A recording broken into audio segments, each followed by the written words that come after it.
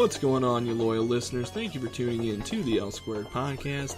I'm your host here, Luke Larson, and joining me today, again, back by unpopular demand, Old Legs. I'm back. I am back. What is going on? It's good to hear you, man. 2019. We made it, guys. It's February.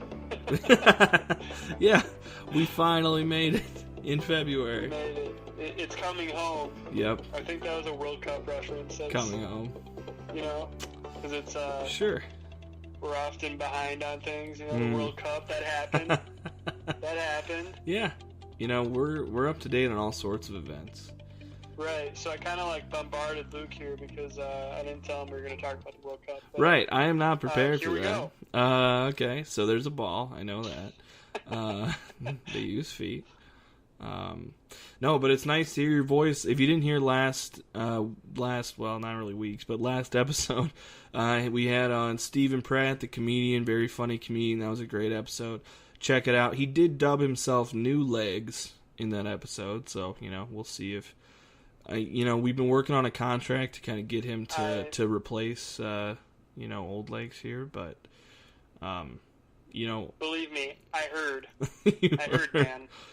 Ian Rappaport, I believe, broke that on Twitter earlier today, so, but here's the deal, loyal listeners. Old Legs, he's really hard to, he's not a guy you want to end up in court against, I'll tell you that much. No. Definitely not. No. Definitely not. Definitely. Yeah, I have a lot of money, and I know many lawyers, and I'll take you to court, and we'll stall it out. I have a lot of money. My lawyer, he looks like he's a mix between Tom Cruise, The Truth You Can't Handle It, and Lincoln lawyer Matthew McConaughey. He's like a mold of those two guys. Wow.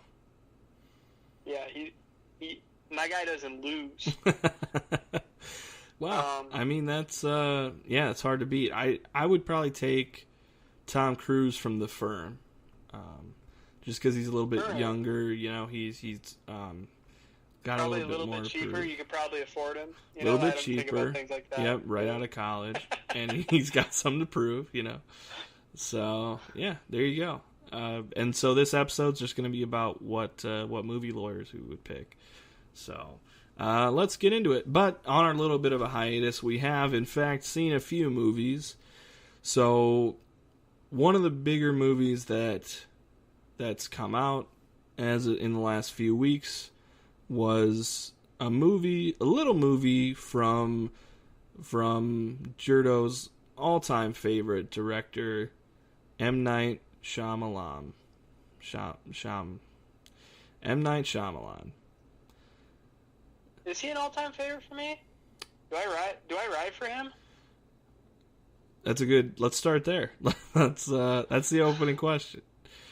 Yeah, go ahead.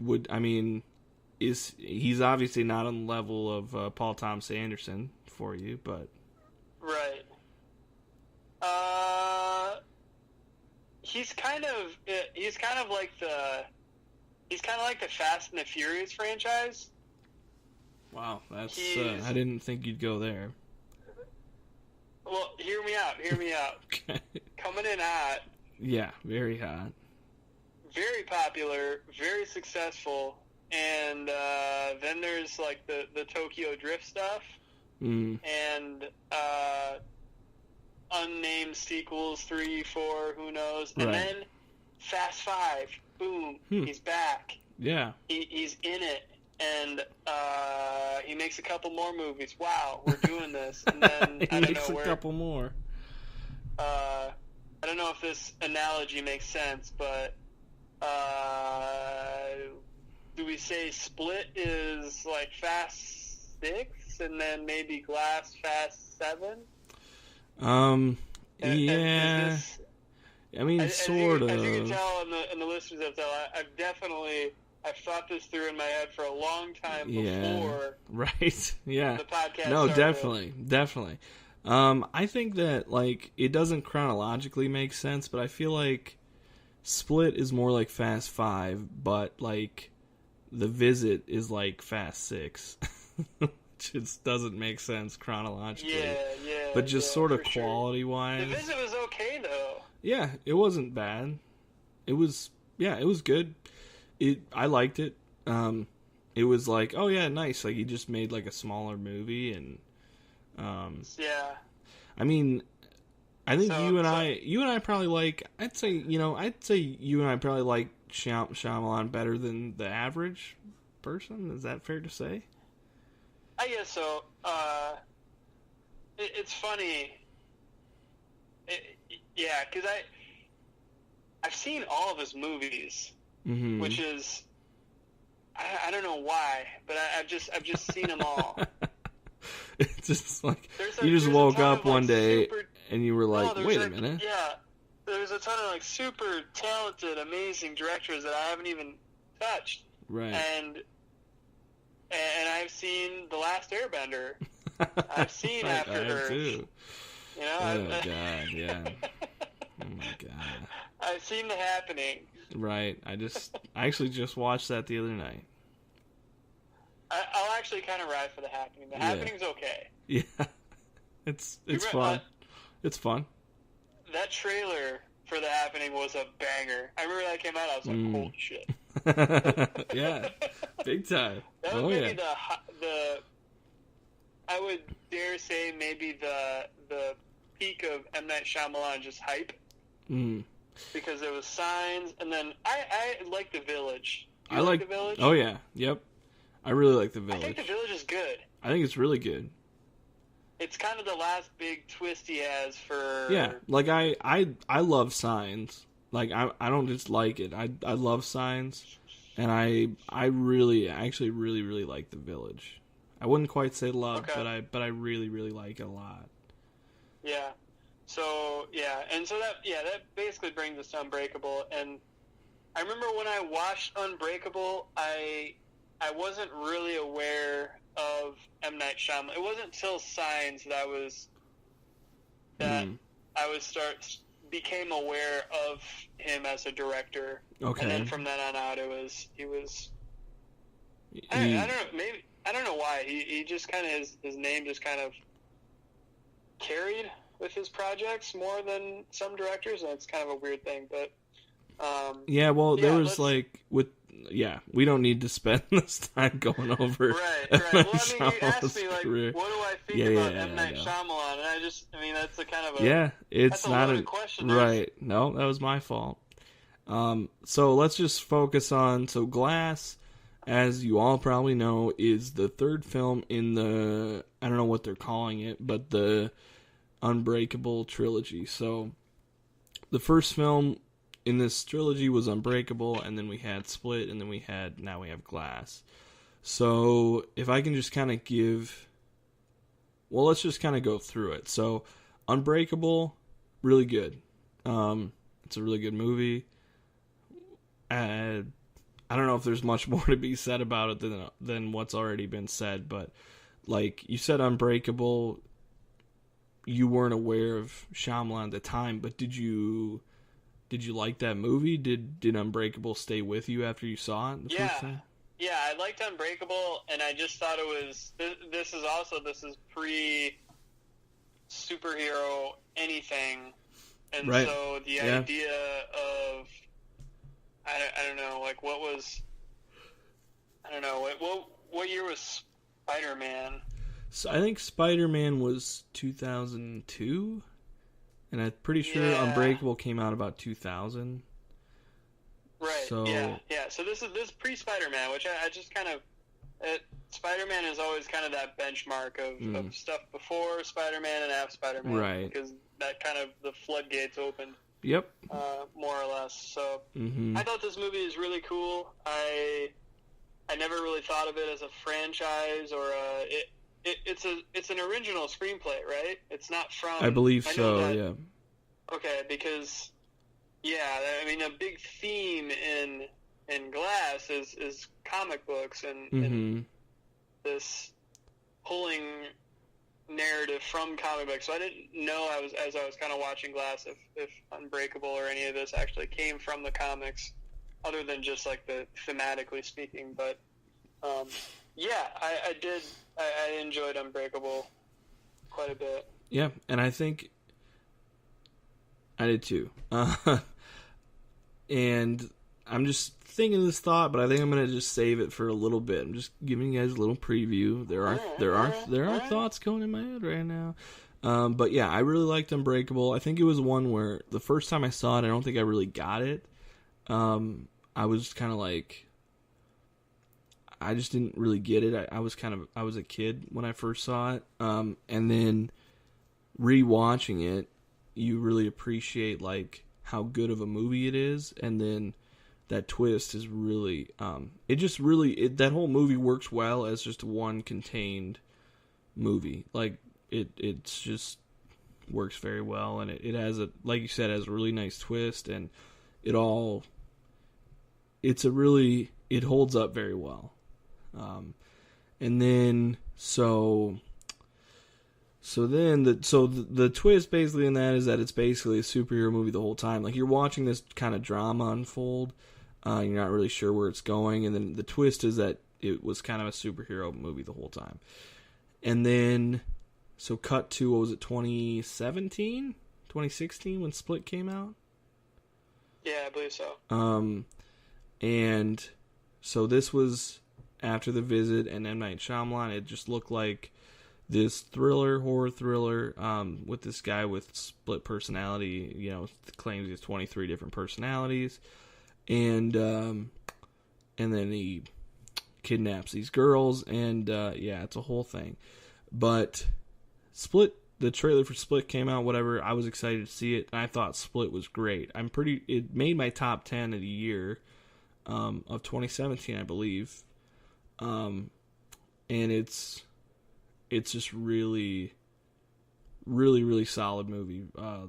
I love Split, honestly. I think I probably like Split more than Unbreakable, but what do you think about Split?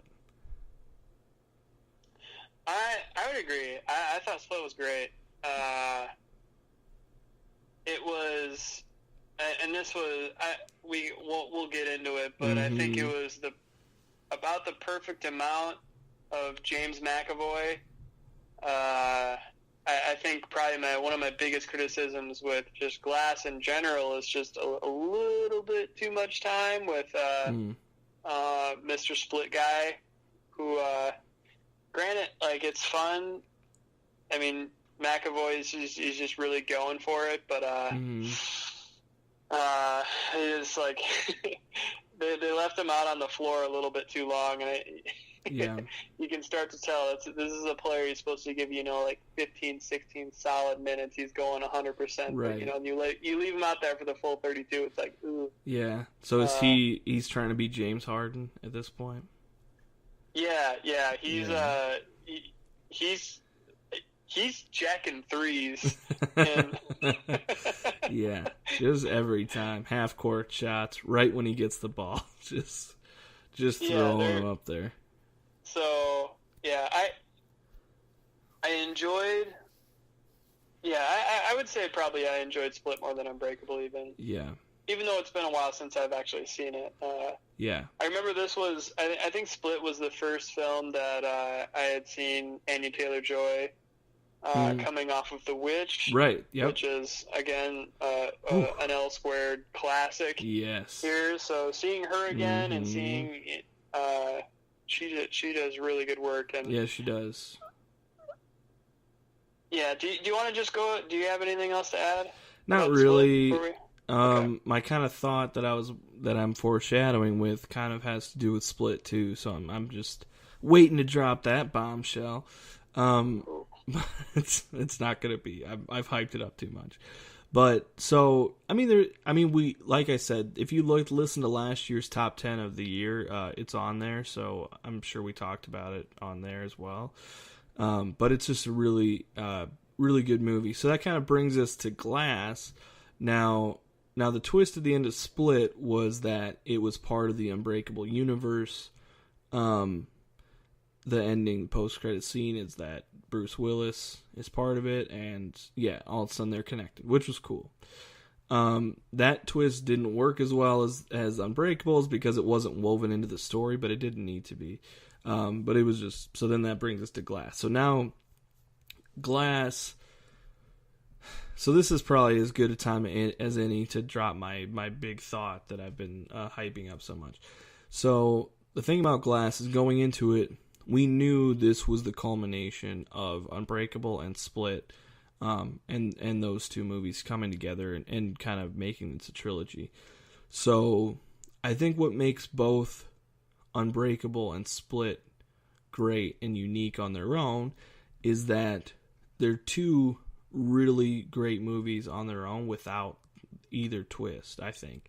Like, Unbreakable without the twist is a really just good drama, and Split is just this really well-crafted movie that takes its time and is just has a lot of thought and care put into it, and is really done so well and has so many great performances across the board.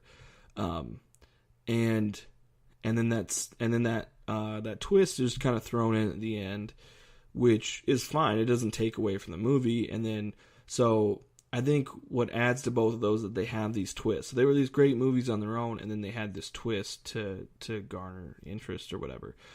So now we have Glass, which is a movie that, starting off, we all know that it's part of this universe. So we're not going into it blind, ready to just start a brand new story and have this great standalone movie, and then have, twist, it's actually the third movie in this trilogy. Like I don't know if there's a way you could do that after Split's twist. So going into this, we all knew that it was gonna come together. So I think Glass suffered because of that fact, and I don't know if there's a way around it. But I just think just the fact that we knew that Glass was the third film in this trilogy, what made it I don't want to say dead on arrival, but kind of dead on arrival. Like, I don't know if there's a way that this movie could have really succeeded the way the last two did, just because we knew going into it that it was the culmination. So, any thoughts on that? I guess. Was that worth the hype? Was that thought worth the hype? Yeah, I think you're right on.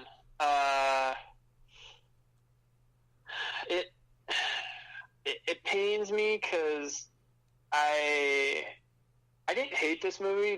Did you hate it? No, the whole time I felt myself wanting to like it, and honestly really like trying to give it the benefit of doubt, and just really like every step of the way just being like, come on, like you can be really good, like, all right, here we go, like, come on. And it just didn't quite do it for me. So I thought this was just kind of the perfect January movie. So January is just historically just bad for new releases. Mm-hmm. And a lot of the times these releases are planned for that late fall, late winter release. Mm-hmm. And then through either production or just the viewing, whatnot, something gets around, it's not as good, there's issues with it, it gets pushed to January, and as a result, we get just a shitload of weird movies that kind of work, kind of don't, maybe they were missing something, didn't quite hit the mark for some reason, had issues, had plot holes, and that was this. Yeah. 100%. But yeah, I don't think it was bad. I didn't hate it. Yeah, I didn't hate it either. The performances are good. Mm-hmm. There's some interesting things going on. It's a bit of a commentary on comic books. I really like the fact that they don't make it to the big climax at the end where it's I can't stand those Marvel movies where they all like meet in a circle and they like draw some stuff in the sand. They're like, the bad guys are going here. The Thanos, he's going to the Crystal Tower, and we gotta go stop him. He's got his thing, and then they like look and see the Crystal Tower, and then they just start like walking there. Like, that just drives me insane. Yeah. And so the fact that they didn't get to, I don't even know, like, there's supposed to be some hum-a-job with poisoning the city or something like that. The idea that they don't ever get there and that wasn't the plan to begin with was super cool. Yeah, and I like that too. So the ideas behind it were good, just the execution. Yeah, it could have been a little bit better. I think it could have been a little bit tighter. It's just, I don't know, because I appreciated that quite a bit, because they were kind of setting up this big final showdown at this grand opening of the whatever and blah blah blah, and they were really spending time setting that up, and the fact that it kind of juked its way out of that was cool, and I like that. It's, I think you make a good point when you said that it was a little bit too much James McAvoy, which it was almost too much, but at the same time not enough. Like, it was too much for the fact that they didn't give him enough quality things or enough quality character development to garner that much screen time. You know what I mean? Like, it just felt like a lot of filler. Like, if you're going to give him screen time, then make him be the main part of the story at that point. Because I probably could have... I liked the Bruce Willis stuff. I could have used a little bit more. One of my favorite parts was the performance by the guy who plays Bruce Willis' son, because he was the same actor who played him in 2000 in Unbreakable. And it was like, you don't really see that guy in much stuff, and it was just cool to see him play that same character, because I'm sure it could have been easy just to get another guy who kind of looks whatever, but it was just cool that it was the same guy, and it really worked. I thought his performance was really, really good, honestly. And I could have used a little bit more. So I could have used a little more realism with that storyline, because like Unbreakable, one of the things that holds up so well is that it's such a good drama, and it has a lot of good themes in it, but it really takes its time telling the story, and it focuses on the characters, and it feels earned, and it feels very realistic, which is why that twist works so well. And it felt it didn't feel quite as realistic as I would have liked it to for his storylines. If they could have made his chunks of the movie feel more like Unbreakable, I would have. I think I probably would have enjoyed it a little bit more. And I don't know really how you do that, but it's tough, because like I said, I don't know if there was a way to make this movie as good as the other two, Yeah, I hear you. Do you think a part of it was maybe just and this will feel like I'm just kind of harping on the same point, but that's your main move. That's what you do best, dude. Right. I just find one thing and I just belabor the hell out of it. Keep hitting that hammer. I think a lot of it could have been solved by not having James McAvoy jump into like his little beast mode. Yeah. Like so many times. It felt almost like Jaws 2 to me, where it's like we saw the shark. Yeah. And we're waiting the whole time, and Split One, it's like, oh, what's the beast? What's the beast? What is it like a real thing? Is it real? Is it is he? And then you see it at the end, you're like, oh, man, this is pretty crazy. And then, but this one, it's basically from, I don't know how many times he summons the beast, but it just gets a little bit old, and you just kind of lose the fear of it, because obviously from the get-go, all you really want is you just want to see Bruce Willis and the Beast just bare knuckle fight. Yep. You know, just like classic, just Godzilla versus King Ghidorah. Like let's go. Yep. But we don't really get that, which is kind of disappointing. Yeah. I don't know. I just thought we saw it a little bit too much, and it just kind of took away from the allure of the whole gimmick. Yeah, it did. And like the way they used Mr. Glass, like I don't know, it worked and it didn't work. Like there were parts of it that I didn't mind, but then there were parts where it was like, I don't know, it felt I didn't love the whole storyline of the American Horror Story gal. I always forget her name. Being this, it was interesting that she was like, you know, I specialize in the disorder. Yeah, the Sarah Paulson character. Yeah, Sarah Paulson. Yeah. She's like, I specialize in the kind of psychosis that people think they're superheroes. Like, that's interesting. You know, but it just, I don't know. It just didn't quite work for me. And then the twist at the end, like, it was like, oh, okay, like, interesting. I don't know. I don't really know. I don't know how I feel about it. One of my biggest issues was just like this lends to the January thing where there's just like blatant plot holes in it, and I think they just said, just fuck it, like who cares? Yeah. Why didn't James McAvoy why didn't he just like close his eyes and just like walk out the door? Yeah, and like since when did I was like, wait, like yeah, you can just turn his back to the light.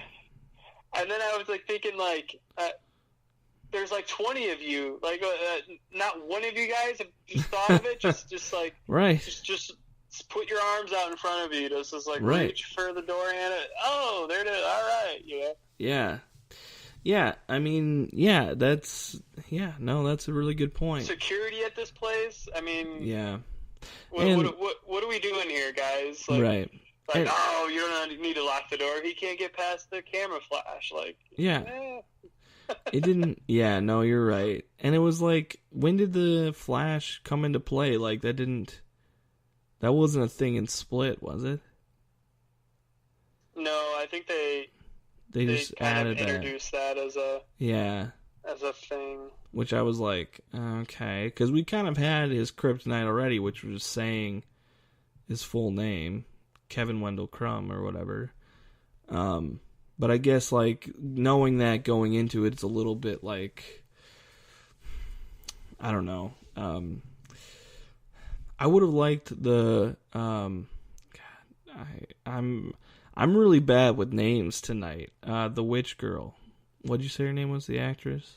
Anya Joy-Taylor. Yeah. Anya Taylor-Joy, sorry. Anya Taylor-Joy. I would have liked her character to kind of be more of a slow burn and kind of come in at the end. I didn't like how quickly she came in.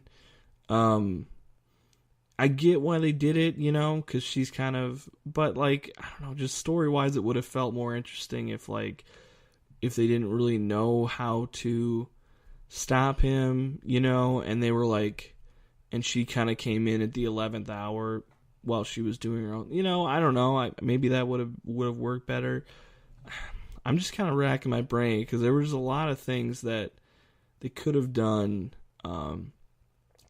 differently. And it wasn't bad. Like you said, I didn't hate it. But, yeah, it just didn't do it for me. The way Split did and the way Unbreakable did, and I just don't know if there was a way that could have done it for me.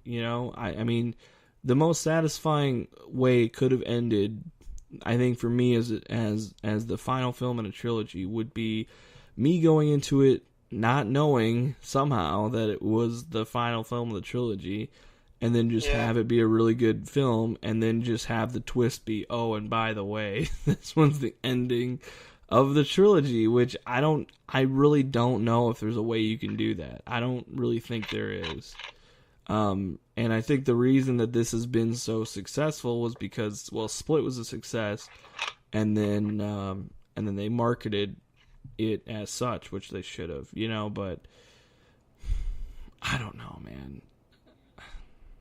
I'm just at a loss for words now. Like, man, I really just can't think of a way. Kind of bummed out. I am kind of bummed out, because I wasn't super excited for this, and I kind of knew that going in. Like, I knew, like, well, it's got kind of a high hill to climb here, trying to go into it knowing, and it just didn't do it for me. And I was just kind of like, man, there weren't, like, it would have been different if it was okay like it was, but it had enough really interesting little parts to kind of get me through it and for me to chew on.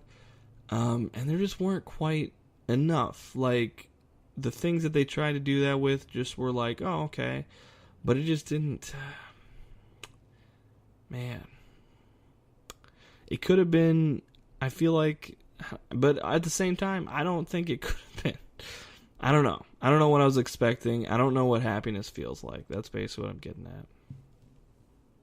So, that's understandable. So, yeah, I'm with you. One other question I guess I thought of, I don't know what you think. Do you think that Glass was already a preconceived idea prior to Split? Or do you think it was just kind of this thing like, well, here's this thing. Was it one of those deals where if Split is good, we can dangle the second movie, turn it into a trilogy, and all of a sudden, like, Split looks a lot more appealing to a studio, and that's how it gets made? Right. That's interesting. Because my interpretation, or at least my feel, is like, I feel like Split was kind of its own thing. And then midway through or partway through, they were kind of like, well, I suppose we could technically, there's a way we could tie this into Unbreakable, Right. Because there's really no mention of any Unbreakable until no, not at all. Like post credits or post like kind of the story is done, and isn't it just like a news flash type deal of some type thing like right?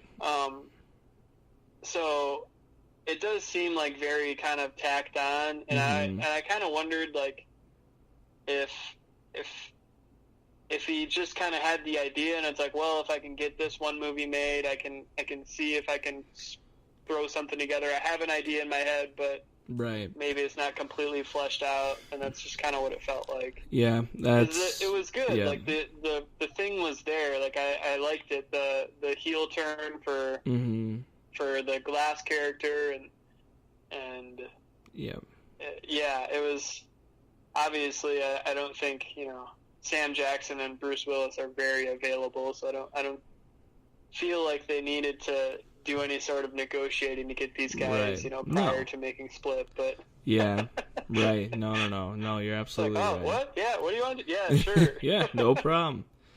Meanwhile, we've been waiting for Bad Boys 3 for the last 20 odd years. Yeah, Martin Lawrence just calls up to I wanted 2 dump trucks. 2 dump trucks full of money. Like, no, this one won't do. Man, I really can't believe that's actually happening too. I can't. And it's gonna suck, but no, I think you're right on there. It's just disappointing. Like, it's a little bit like 10 Cloverfield Lane, right? Like, that movie was originally called it was called something else. And then just like pretty much almost when they were done making it, they were like, well, we could just tack on a little Cloverfield thing, which is what it felt like. But that's like, for some reason, 10 Cloverfield Lane and Split are similar to me in those ways. Like, they're both these really excellent thrillers that are contained, and they take their time and they're just very, very good movies, and then they have this ending that's kind of tacked on, and it doesn't hurt it, you know, but man, I am just kind of bummed about Glass. You know, I think Glass broke my heart a little bit, but at the same time, I knew that it, like, I'm not surprised that you broke my heart. You broke my heart. You broke my heart. Yeah. Is this the segment where I find some way to relate the movie to Manchester by the Sea? And now it's time for Old Lakes finds a segue to Manchester by the Sea. You really, truly, I'm not prepared. You know, I'm really not. That is a fun game we play. You know, you can do it at home too. Like, you just it's in there. Every movie flows back to Manchester by the Sea at some point. Right. Because right. When Casey Affleck's house burned down, he was the only one who was just unfeathered by it, and it turns out he's Bruce Willis's his half brother. Yeah, from their marriage before. Would Manchester by the Sea? He was one of the guys doing coke at the there at the you party, go. Yeah. I like that. At the poker game right there. Yeah, they're like, yo, what if we just burn this motherfucker down? Like, right. What if? So would Manchester by the Sea be better if it had a tacked on ending that put it in the Unbreakable universe? Without a doubt. Without a doubt. Yeah, I was just gonna say that. I mean, I would consider Manchester by the Sea more of a culmination of the trilogy than Glass was, you know, honestly. Yeah, I could see that. Yeah, it really tied everything together, and there were no loose ends. You know, that kind of made me think of another plot hole. Was towards the end of the movie when she was like, "Hey, everything." It was after the climax. She's like, everything that's happened today was brought on by their mental states and the drugs that they were on. She's saying this to all the workers at this psychiatric care facility, and she's like, "So let's just keep this between us, okay? Cool." And it's like, what kind of plan is that? Like, what are you talking about? Like, what do you mean? Oh, let's just keep this to ourselves. It's gonna go around. Like, what do you mean? Like, why are you saying, like, oh, don't tell people? Now they're definitely going to tell people when you say that. I mean, it didn't ultimately matter because the big twist, you know, but it's still like, what the fuck are you talking about? Oh, hey, make sure you don't tell anybody about this. What? Why? Like, what do you mean? That doesn't make any sense. And the minute you tell somebody not to tell somebody, they're like, oh, well, now I'm going to tell everyone I know. Like, that really bugged me. So I'm like, what was your plan there? You're this big secretive operation, and you have a lot of control and you have a lot of power, and you're just gonna say, hey, just make sure you don't tell anybody, okay? Yep, no problem. No loose ends anywhere. I'm like, what is going on? That bugged me. You're not wrong. Yeah, it's just like, what? That isn't. Whatever. I'm done talking about Glass for this podcast. What else I'm breaking away. Well, you know, another movie that I saw that did finally come to town was Green Book. Have you seen that yet? I have not. Okay. It's on my list, though. So I'll just talk about it a little bit. I'm not going to go super in depth with it. This was as far as what I saw, looked like, all right, this is this year's Oscar movie where, you know, there's race relations. It's definitely getting some Oscar buzz. Yeah. I'm very well aware of that action coming in. So that's kind of just what I thought of going into it. Like, I know it's getting Oscar buzz, and it seems like about every year there's going to be an Oscar nominated movie that has to do with race of some kind. to remind us that we're racist, which is awesome. Honestly, I'm not being sarcastic. Like, it's good because every time I watch them, I'm like, God, fuck, we are racist. Like, it's just good to be reminded of that so that you can at least hopefully apply that to your real life to treat people like humans, you know, which we shouldn't need a reminder, but, you know, unfortunately, a lot of us do. Anyway, but this movie, so, man, I'm just off with names today. Aragorn, what is his name? Man, this is bad.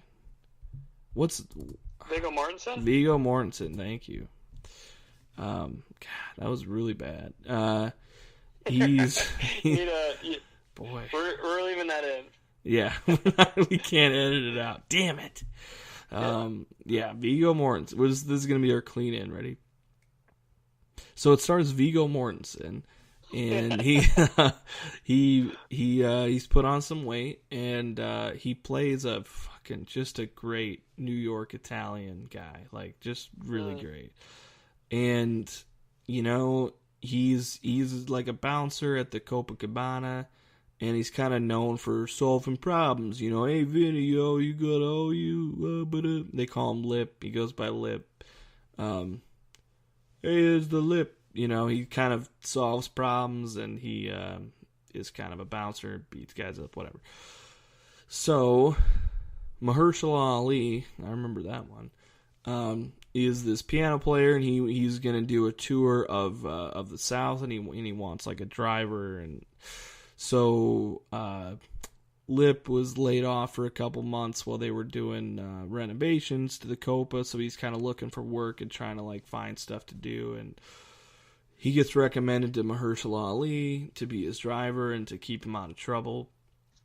And Lip's a little hesitant because he's got just a little dash of racism in him, just whatever, just a little bit, and but he decides to do it, and then, lo and behold, it's a road trip movie, and they bond, and everybody's happy. So road trip movies are the best. Yeah, and you know what?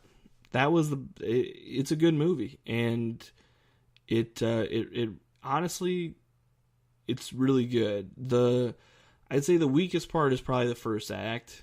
It's fine, but it gets a little bit like, okay, I get it, like, I get Viggo Mortensen's home life. I get his family structure. I get that he's Italian.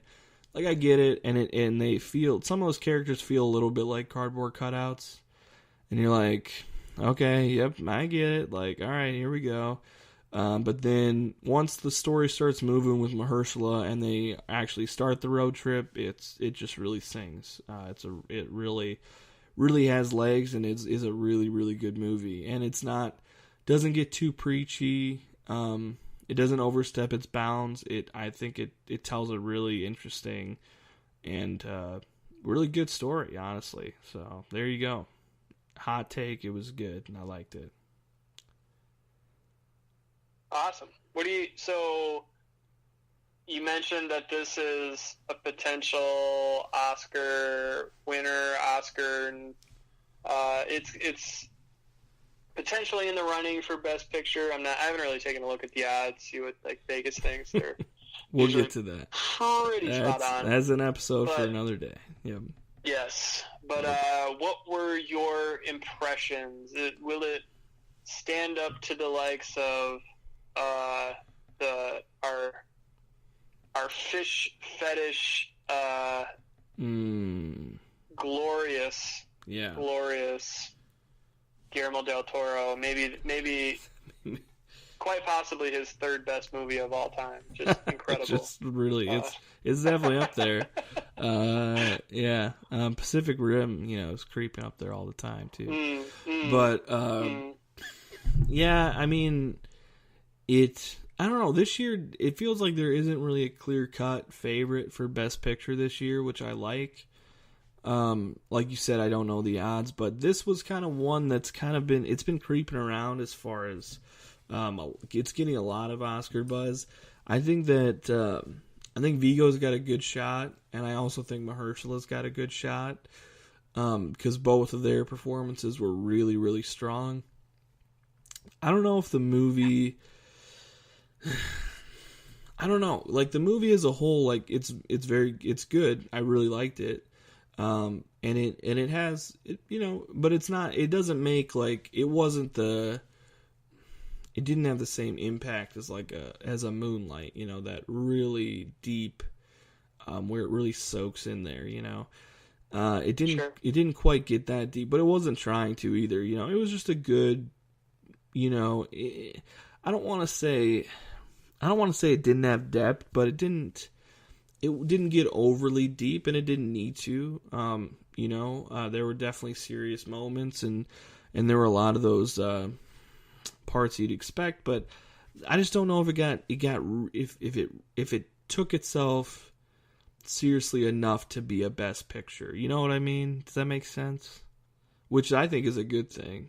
But yeah, I can see that. I think it's got. I mean, there are plenty of Best Picture-esque or Best Picture nominees that just get way too, and sometimes it works. Like, some people just lose their shit for the King's Speech, and right, yeah. I challenge you to just be like, you know what? Let's watch the King's Speech again. Right. Yeah. Like, who's down for just like talk about just a rewatchable film? Like, That's just that just makes you want to eat a bunch of popcorn. Like, I'm just flipping through the channels, I see King's Speech, I'm like, ooh, I'm just like, I'm immediately sucked in. Doesn't matter what mood you're in, you're just like, yep, here we go, watch until the end. I'm definitely not thinking of switching back to Con Air, which is 2 channels down. Like, no, definitely no. I'm here till the end. Yeah, I'm sure there's people like that out there. Like I'm kind of I'm a sick puppy, There's a couple movies out there, like Prisoners. I've seen probably 5-6 times, 7, and like that's probably way too many for one person to watch. Too many. That is too many. It is too. In fact, we know the line, and that is too many. That's one I've seen a bunch, and like Tinker Tailor Soldier Spy. I bet I've seen that 10, 11 times. There was a week where I watched it every single night. I don't know why. I just was like, I want to rewatch this, and I think that might hold the record for putting the most amount of people to sleep. I mean, and I don't know. I'm sure there's somebody out there that has a thing for King's Speech, and if you're out there, let us know, because we'll get you on the pod. I'd love to discuss the King's Speech. I would too. It's not bad. It's not like Crash level, like just yeah. What the fuck levels of how did this win? Yeah. I don't know if I've seen the whole thing. If I have, it's been way too long for me to remember. I mean, it's a long speech. So I don't blame you. Yeah. So. Yeah, that'd be interesting.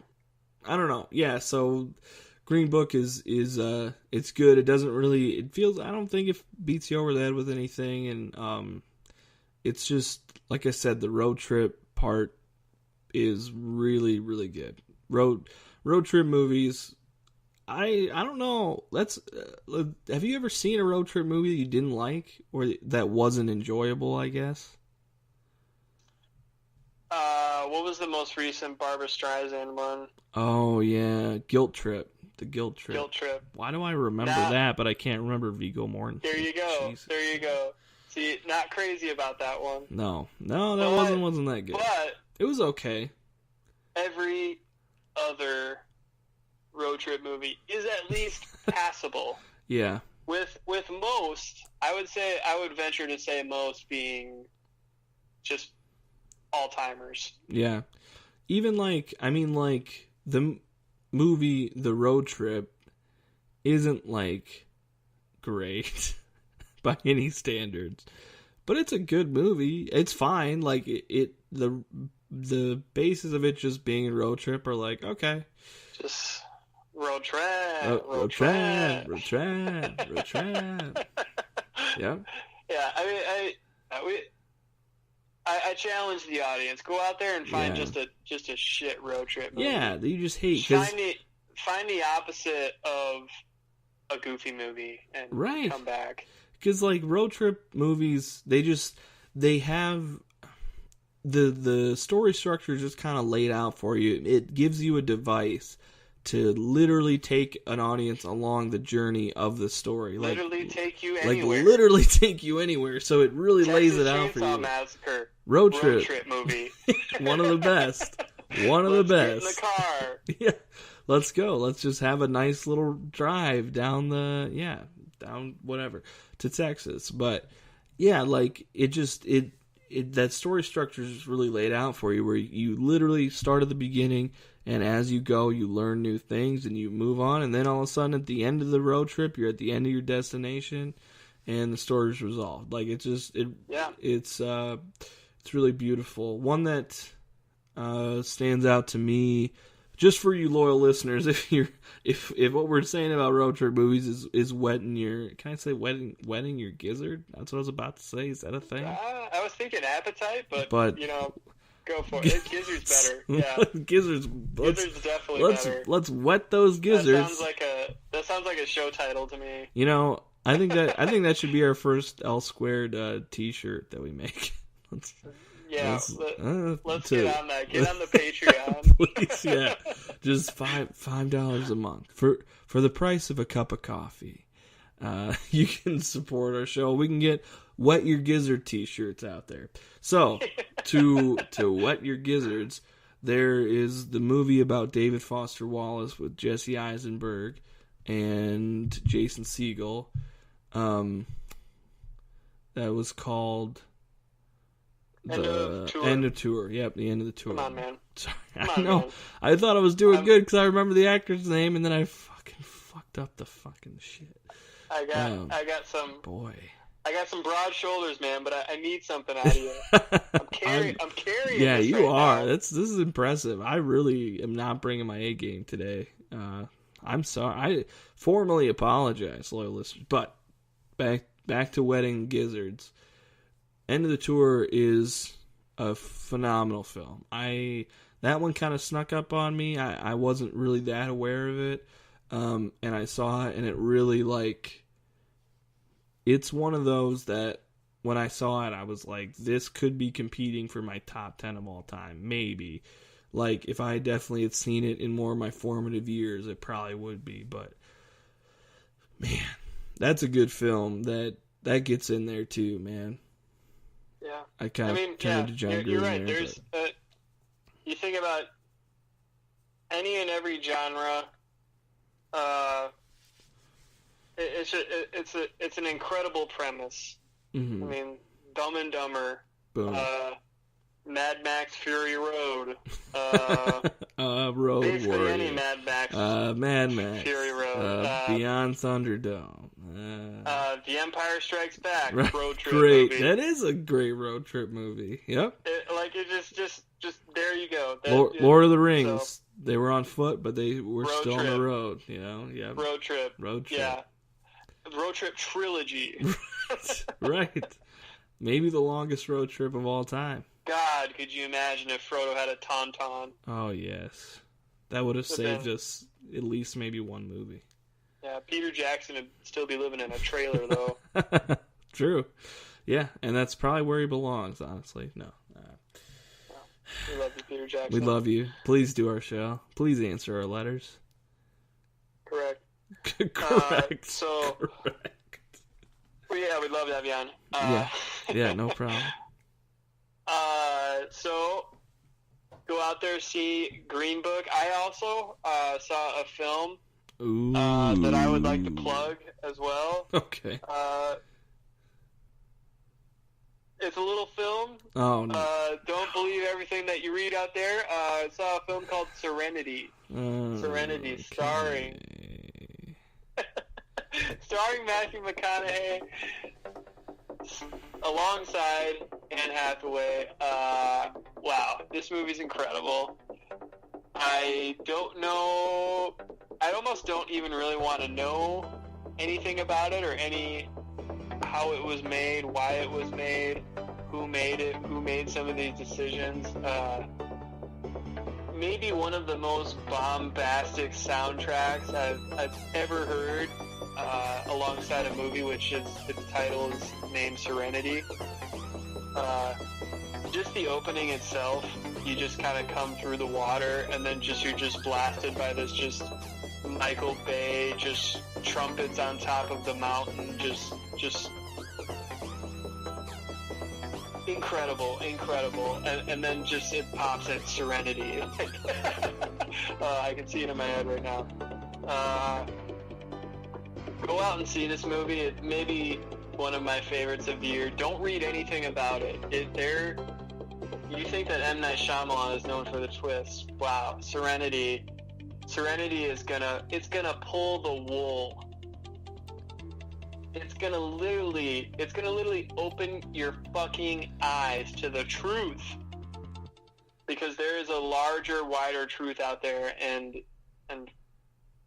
that's all the time we have. So thank you for listening to the L Squared Podcast. You can find me on Twitter at LukeLarson89, us podcast at L Squared Podcast. On Twitter, Facebook, we're on SoundCloud, YouTube. I'm getting pretty sick and fucking tired of so just hit us up. Peter Jackson, we still have an open spot for you. We'd love to have you on. So, like I said, just hit us up, and we'll see you in the next one.